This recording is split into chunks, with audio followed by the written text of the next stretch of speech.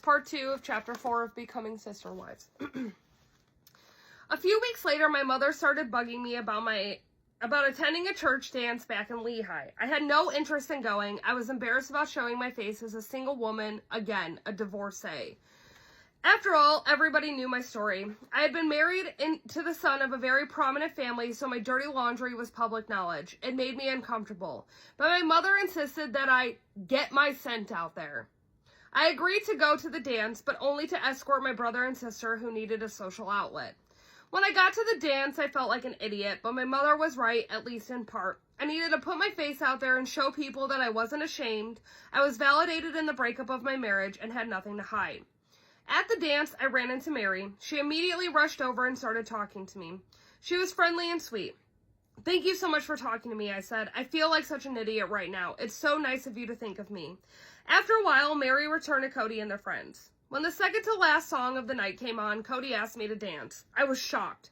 I remember thinking that Mary must have taken pity on me and made her husband dance with me.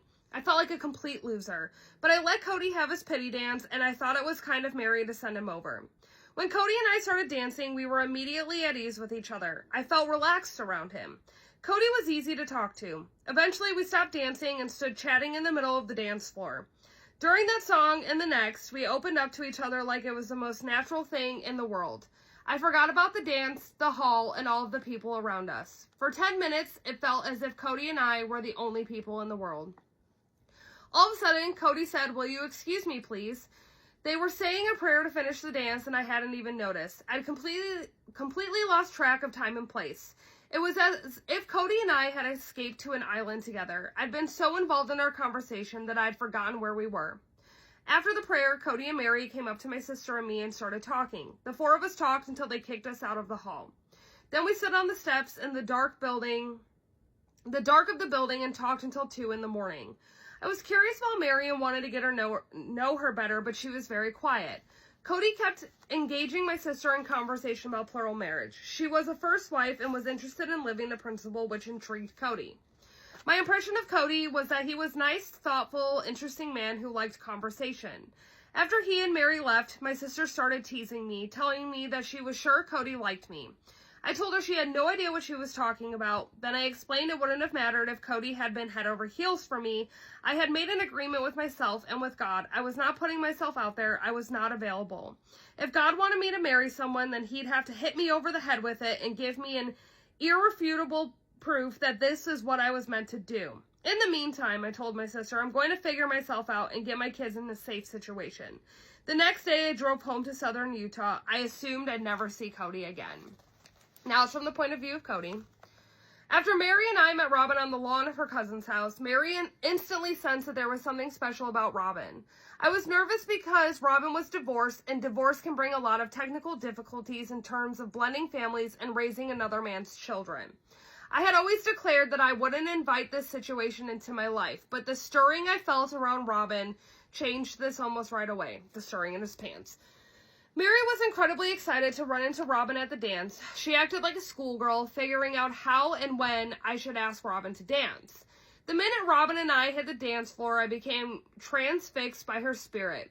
I couldn't deny the spark I felt, not the kind of spark you feel in your loins, bullshit, but something deep and transcendent. I guess you could call it love at first sight. When we were talking after the dance, I went out of my way to avoid flirting with Robin and focus most of my energy on talking to her sister. By that time, I had a deep sense that there was a spiritual connection between us, but I didn't want to be overbearing or inappropriate. Eventually, I ended the conversation with Robin and her sister. I assumed I would see Robin at church with the main congregation the next day. When Mary and I got home that night, we stayed up for 2 more hours talking about Robin. We rehashed the whole experience at the dance and after. We discussed our feelings about a new wife and whether Robin would be that person. Robin's energy really appealed to Mary, and Mary was looking forward to having her as a friend as well as a potential sister wife.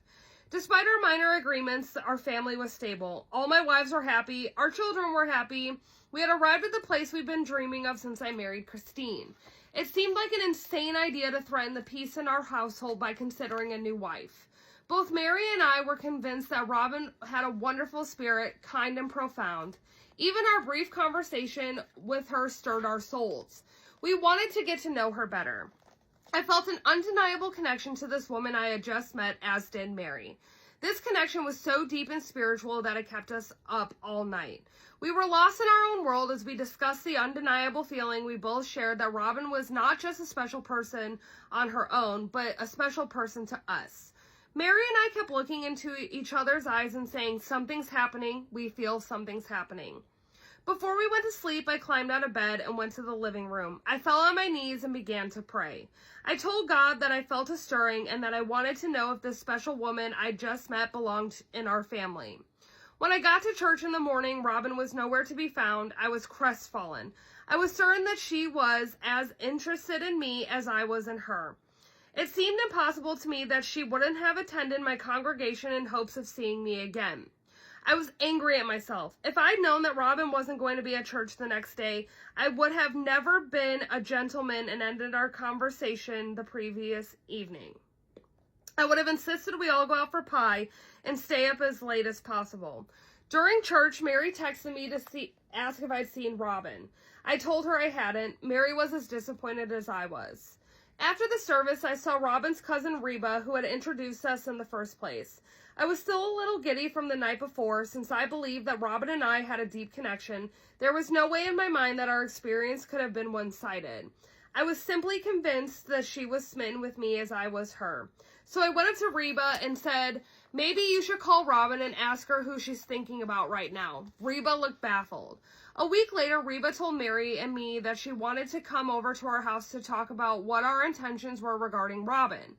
She was both curious and protective. Before Reba arrived to our house, Mary grew very emotional. She hugged me and said, Cody, what if we're not right? What if she's not meant to be with us? What if we're wrong about the way we feel? I explained to Mary that what I felt for Robin was undeniable. The spiritual and emotional connection was not going to be undone by any personal insecurities. Mary and I may have had. I told her that this person whom God brought into our lives was meant to be there. It only had to be ratified by Robin, her parents, and our church leaders.